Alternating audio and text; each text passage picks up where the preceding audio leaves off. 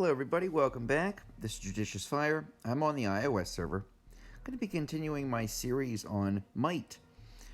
This is a look at how to gain might in a quick and efficient manner with as little resource expenditure as possible.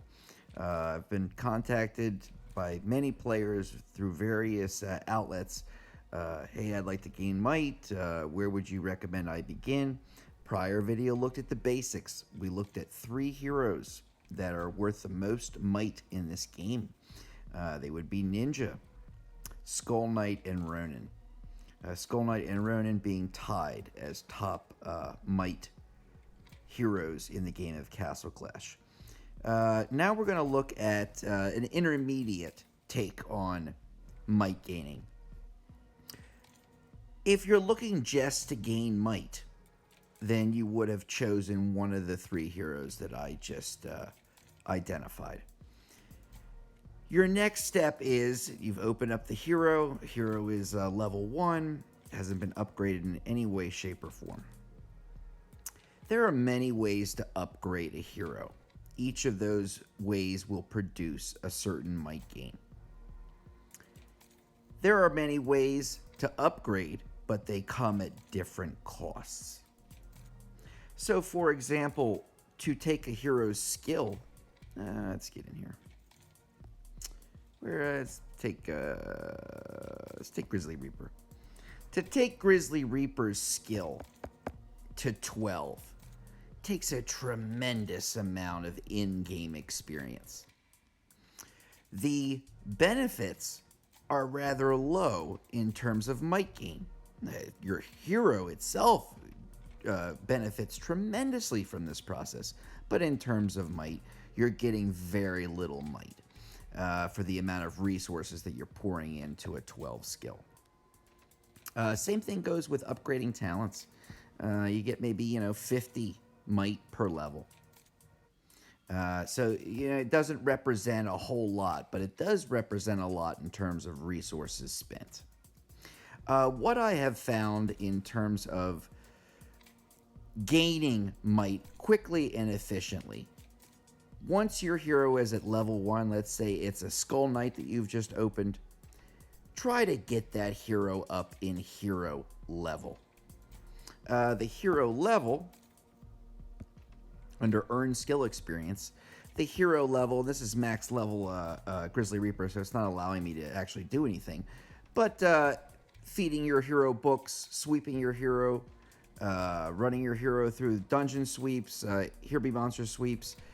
That is the hero level I'm talking about.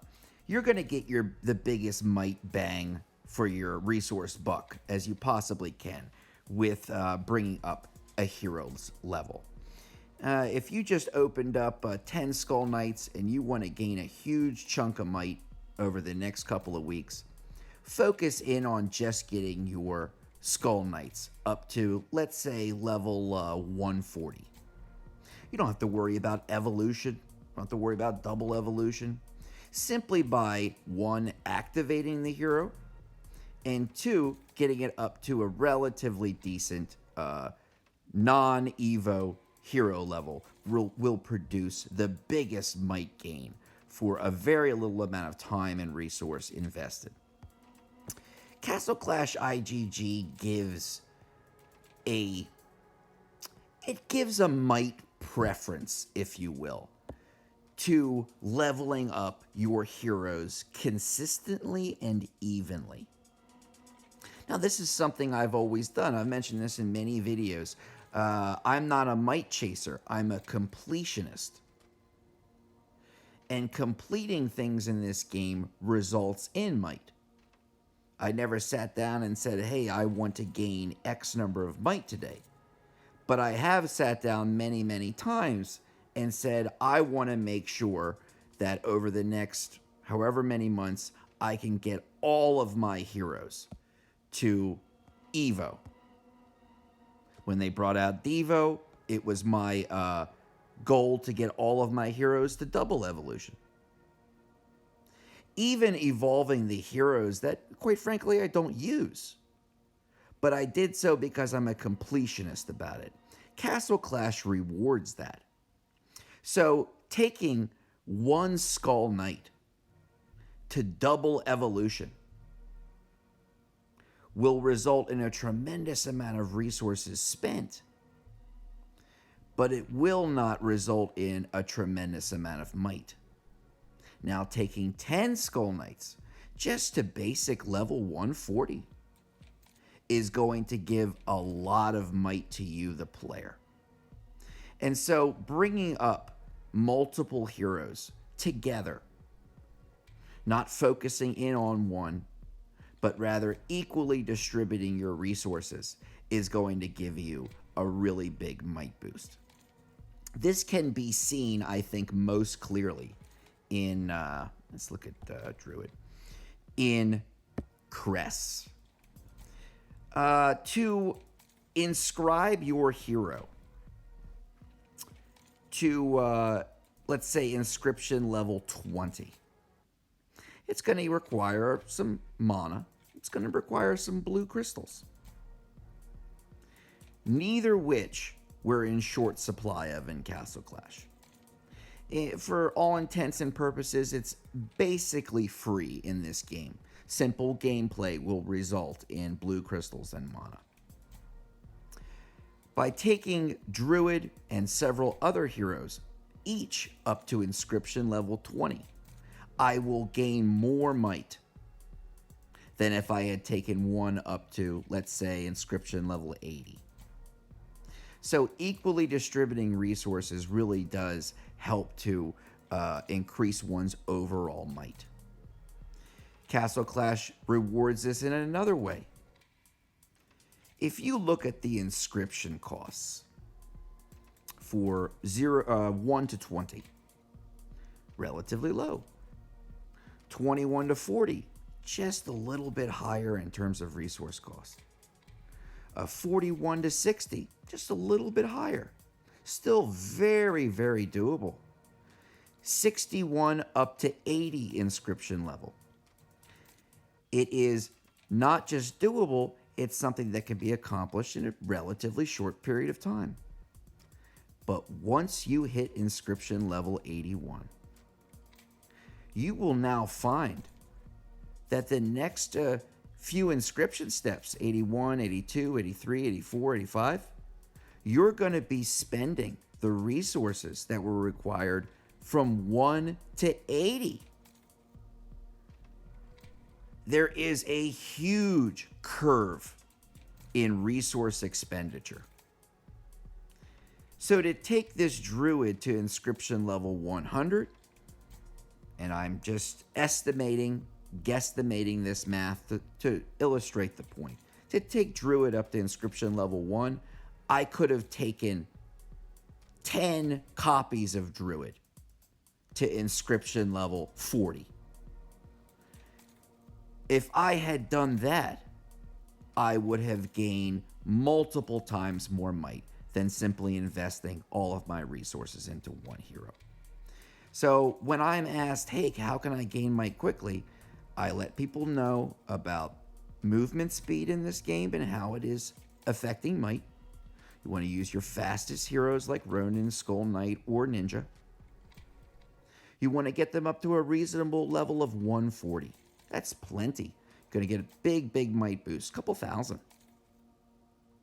And you want to inscribe all of those might boosting heroes to inscription level 80. By doing so, you will get a big, big might boost, second only to bringing your heroes up in overall level. So inscribe would be step 2, but inscribe only up to 80. 81 is going to cost you nearly everything you already put into it to get it from 1 to 80. In terms of really big might gains, there would probably be one more that I should be mentioning here on the intermediate video. We have got ourselves a Warden system. Where are we? Where's my Warden watch? Here we go, Wardens. All right. Bringing your Wardens up to max level 48 or even level 30 is going to result in a lot of might. I remember this process when Wardens came out. I'm going to say it was like a year and a half, 2 years ago, maybe 2 years ago, like 2017 probably, when Wardens came out. And Wardens, moving them up the individual steps, it was 350 here, 350 there, then 1,000, and then 10,000. And as you're leveling up these 3 different Wardens, you're going to find not only big might gains, but each of those might gains to the power of 3, because you're bringing up all the Wardens simultaneously. Again, Castle Clash is going to reward you by giving you more might if you evenly distribute your resources among the Wardens. Don't take one up to 48 and the others keep it 1. Take all 3 of them up to level 20, and you're going to see a big might boost. So as far as might is concerned, the resources required that I have mentioned so far, except for the Warden birthstones, everything else can be acquired in-game. We have just Hero Collector alone is relatively, routinely twice a week. And just using honor badges to roll for your the first hero on that Hero Collector list is going to give you hundreds of thousands of honor badges per week, basically free. We're going to get a Frost Witch. Frost Witch. Give me 3 to get a Frost Witch. Oh, darn it. All engineers. Okay, but if it had been engineer that week, I would have gotten several 100,000 honor badges just for that. So hero level, inscription level, and evenly distributing your resources among multiple heroes that you are leveling up for might purposes. You will see the benefit in that very, very quickly. When you are ready for the next step, please click on the advanced. I'm going to talk about breakthrough, and I'm also going to talk a little bit about might theory. It might roll into a bit of a commentary rather than an analysis, but I think part of this process of playing the game is blurring the lines between commentary and analysis. I want to talk about a couple of things that have changed in the game and how new players are restricted from gaining maximum might. I hope you enjoyed the intermediate video. I'm going to move on to the next one, and happy clashing to you all. All right, bye-bye.